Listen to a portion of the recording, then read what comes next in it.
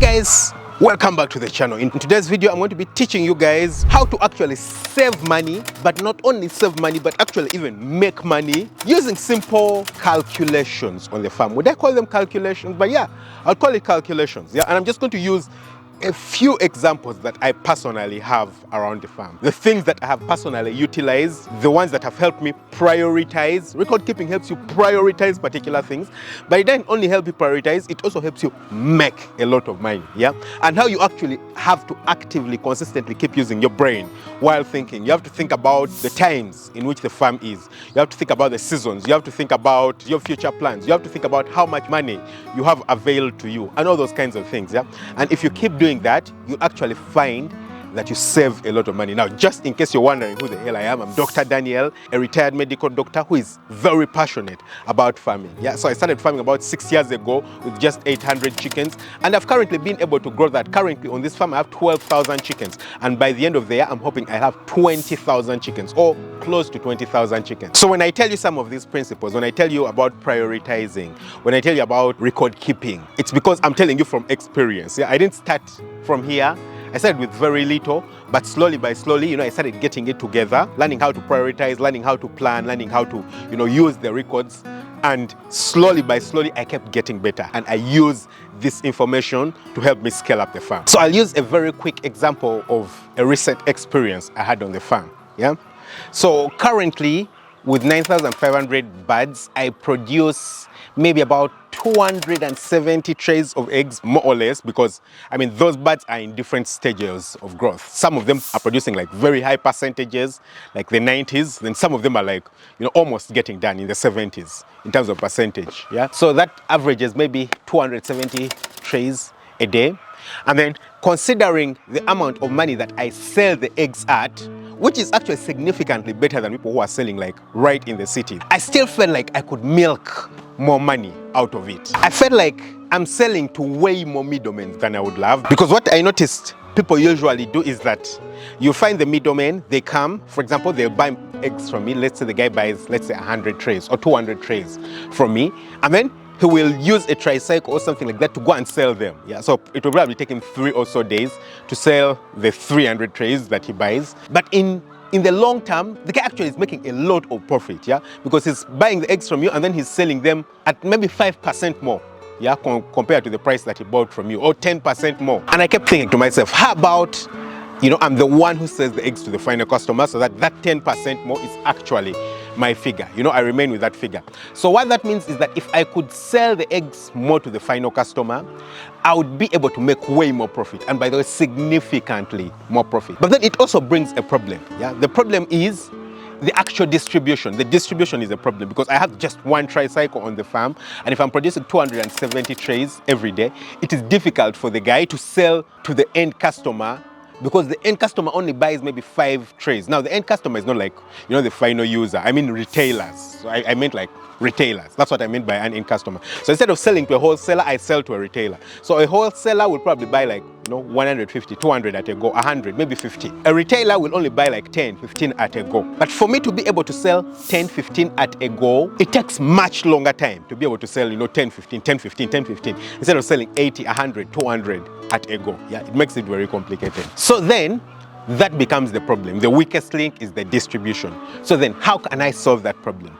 The way I can solve that problem is by getting a second tricycle. Yeah, because currently I do use tricycles. Yeah, I don't need to get a vehicle. A vehicle, number one, be way more expensive to buy. Number two, maintaining it is also more expensive. Number three, fueling it is more expensive. But number four, it's not necessary because the distances are not so long. The longest distances we'll probably ever move is like 25 kilometers. So there is no need for a vehicle in terms of distribution. Yeah, so I would probably need a second tricycle for that. So now a tricycle costs me about $2,500 if I'm to buy one, for example, right now. And if I get a second one and I sell to the end buyer or the retailer, I'll probably be able to make about $1,000 extra every month. And then we'll also think about, the other smaller expenses. For example, if I get another tricycle, I'll have to pay fuel for that tricycle, pay the guy who is going to be riding it and things like that. It might come down to maybe, $700, $800. So let's say $800 in terms of extra money every month that I'll be getting. And then in considering the tricycle and how much it costs, when I made my calculations, it will probably take me about 7 months or so to get back all the money, yeah, and then everything after that would just be profit. Of course, taking off the running costs, yeah, but it would be about 7 months, yeah, when I made my calculations. 6 to 7 months, I would have back all the money that I invested into the tricycle and everything after that would be profit, yeah, and again, the profit would be about, you know, $800 or $900 every month. So there I was, okay, so I have this $2,500 that I can invest. But at about exactly the same time, I also came up with the idea that I can actually substantially reduce the cost of my feed for the chickens by mixing my feed using another formula. So before I was using a concentrate, and now I was considering using a premix. Yeah. So a concentrate requires that I only use maize bran, limestone, and the concentrate for nutrients. While if I'm going to be using a premix, I have to use the premix, maize bran, limestone, soya cake and sunflower cake. So the two things that would be added would be soya cake and the sunflower cake, and of course the premix, which just replaces the concentrate. Now, if I do get those things, I would significantly reduce the cost of feed on my farm. In fact, it would be so significant, it would be about $1,700 every month. That's how much I would save. The problem though is that for me to be able to do that, I need a mill on the farm to be able to mill the sunflower cake and the soya cake. And coincidentally, the cost of the mill is almost or literally the same as the cost of the tricycle. Yeah, so about $2,500, about the same exact price. Yeah, so I was thinking to myself, okay, so now what do I do?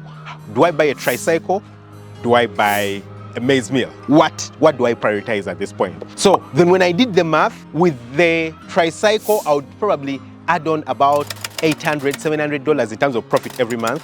With the maize mill and, you know, reducing the feed cost, it would be $1,700 or something like that in terms of USD every month. That's significantly much more, yeah? So of course, the most obvious thing for me to do was to buy the mill. And if you have watched one of the more recent videos, you'll notice that I actually bought a mill around on the farm, and you know, I'm going to start making my own feed and milling my own feed and things like that. So now you'll sit down and start thinking, but Dr. Daniel, why didn't you, just buy the mill much earlier? Instead of all this time that you've been using a concentrate, why didn't you buy the mill much earlier? You could have started making this money much earlier. Why now? Why did you wait all this time? And again, it's because of calculations and about the math. That's why it's very important that you keep this information down. How much are you spending? How much are you making, and all these things, yeah? So the source for the sunflower and the soya cake is actually quite a distance from here. It's about 220 kilometers away from here. Significant, maybe 250 kilometers away from here. What that meant is that earlier on, while I had a much smaller farm, a much smaller capacity of the birds, 4,000, 5,000, 6,000, it would have been very expensive for me to get those raw materials here, because I would have to get them in smaller quantities to get them here, and the transport is very expensive, yeah? So it wouldn't make sense for me to do that, yeah? Because it would just have been very expensive, very expensive. And then if I decide that I'm going to buy so much of it, I had two problems with that. Number one was the cash flow in terms of liquidity, the amount of money I had available to me. I just didn't have that much money available to me to buy and stock feed for 2 months. It just didn't, yeah? But the second problem is that also these raw materials, you don't want to buy and overstock them.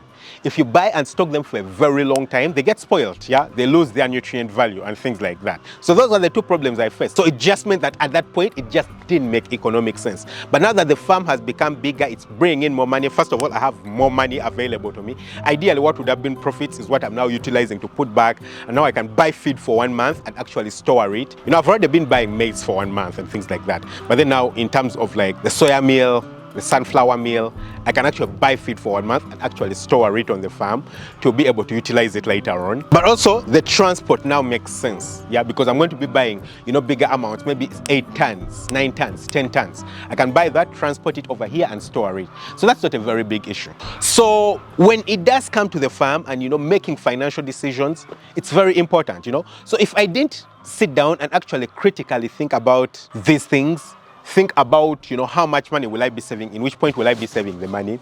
Yeah, you can save money, you can make more money, but you can see that if I had bought a tricycle, I'd be saving $800, and if I had bought meal, I'd be saving $1,700. In the end, I'm only spending exactly the same amount of money, which is $2,500, but one saves me $800, another saves me $1,700. And with saving me $1,700, it simply means that, in 2 months also, I can be able to now get a tricycle, which will now also save me that, yeah? Whilst if I'm just going to be saving myself $700, it's going to take me a very much longer time for me to be able to buy the meal, yeah? So running a business is not just waking up and just making decisions. You're like, oh, this is actually a good thing we can do. This is a good idea. Let's implement it. This is a good idea. No, you actually have to rationalize. You have to sit down, think about the different alternatives, consider what actually makes more sense, which one will bring in more money. That will determine the speed at which you grow. A lot of time people look at me and how my farm has grown, how my farm has evolved, how I've been able to grow quickly. And I'm consistently thinking, I'm consistently trying to rationalize. How can I get more efficient? Yeah. So you've already seen that between these two small decisions, one makes more than twice the amount of money for the same investment, more than twice what the other one makes, yeah? And that will immediately determine how quickly you grow. So if while one makes the other decision, one makes another decision, they both invested the same amount of money, in the space of few months' time, one is going to be, 2 times bigger than the other, simply because of this decision, yeah? So it is very, very important that you understand how to rationalize. It is very important that you understand how to prioritize. And the way you do that is by, just sitting down, utilizing the information available to you, utilizing what you know, and not just moving along with every wave, just because, it's a decision that needs to make, you just make it, You need to critically think about it and understand what the consequences will be and how it affects your profitability. I hope this has made sense to you guys, and I hope you've enjoyed the video. Don't forget to hit the subscribe button. I've actually come up with the Farm Up Academy, where I literally go into great detail about things like this, yeah? So I go into great detail about, starting the farm, managing the farm, running the farm, how to save money on the farm, how to plan for the farm, how you can actually formulate feed on your farm, because like you've already seen, feed on the farm is actually a very big percentage of the expenses. So if you can minimize it as much as possible, you could literally make a lot of money. So how do you do all this? Yeah, I've put this in a course that I've personally, come up with. I developed it myself over a lot of years of experience. It's called the Farm Up Academy. I'll leave a link to it in the description below. If you want to start and grow your own profitable poultry farm, you can check it out. Don't forget to hit the subscribe button, smash the notification bell. Catch you very soon with another video. Lots of love. Bye-bye.